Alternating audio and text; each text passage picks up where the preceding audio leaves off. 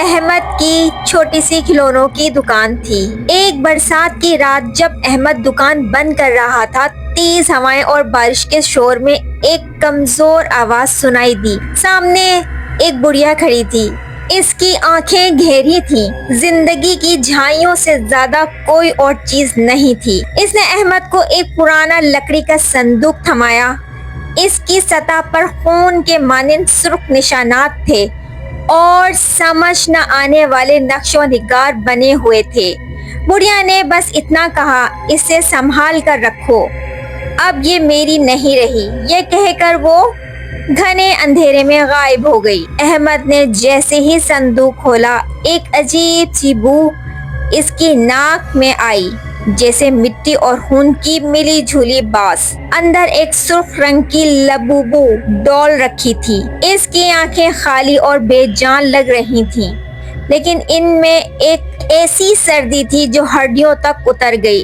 احمد نے اسے دکان کی سب سے اونچے شیلف پر رکھا اور گھر لوٹ آیا۔ اگلی صبح جب وہ دکان پر آیا تو منظر دیکھ کر اس کی چیخ نکلتے رہ گئی۔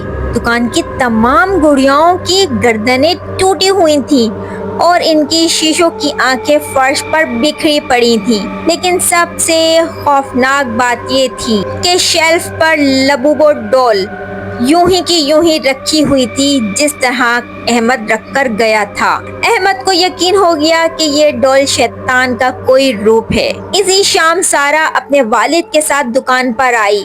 اس کی آنکھیں لبوبو پر جم گئیں اور اس نے اسے خریدنے کی ضد کی۔ اس کے والد کے لاکھ منع کرنے پر بھی وہ نہ مانی۔ جیسے ہی سارا نے ڈول کو ہاتھ لگایا، اسے ایک سردی کی لہر سی محسوس ہوئی، لیکن اس نے اس پر زیادہ دھیان نہیں دیا۔ رات میں سارا اپنے بستر پر لیٹی لبوبو کو دیکھ رہی تھی جسے اس نے شیلف پر رکھا تھا، لیکن نیند آتے آتے اسے ایسا لگا جیسے کوئی اسے گھور رہا ہو۔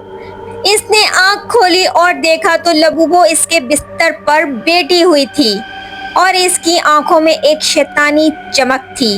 سارا کا دل حلق میں آ گیا اور وہ خوف زدہ ہو گئی۔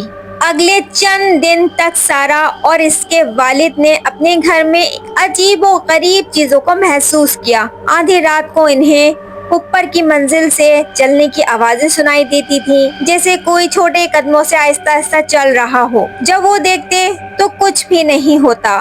گھر کی چھوٹی چھوٹی چیزیں جیسے چابیاں یا بچوں کے کھلونے غائب ہو جاتے اور پھر اچانک کسی عجیب جگہ سے ملتے۔ سارا کا دل ہر وقت کسی انجانے خوف میں گھرا رہتا۔ ایک صبح سارا جب سو کر اٹھی تو اس کے ہاتھ اور بازوؤں پر گہرے نیلے اور خون آلود نشان تھے، جیسے کسی نے تیز ناخنوں سے نوچا ہو۔ وہ درد اور خوف سے چیخ اٹھی۔ اس کے والد بھاگتے ہوئے اس کے پاس آئے اور جیسے ہی اس نے سارا کے بازو پہ یہ نشان دیکھے، اس کا شک یقین میں بدل گیا۔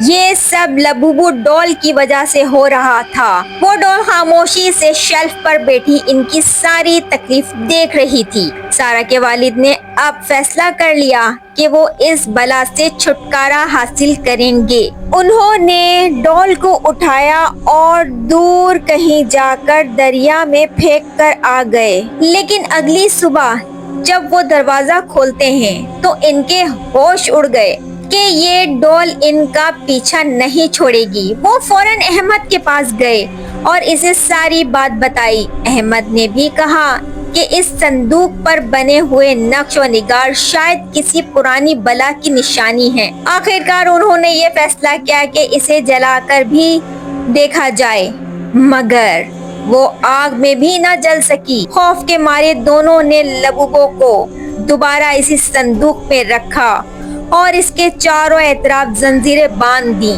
انہوں نے صندوق کو شہر سے دور، بہت دور ایک پرانے قبرستان میں لے جا کر گہرا گڑھا کھودا اور اسے دفنا دیا۔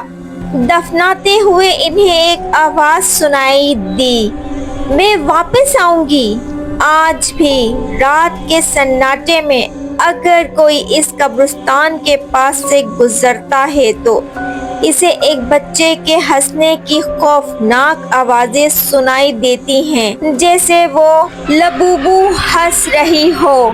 انہوں نے لبوبو کے خوفناک جال سے چھٹکارا حاصل کر لیا تھا۔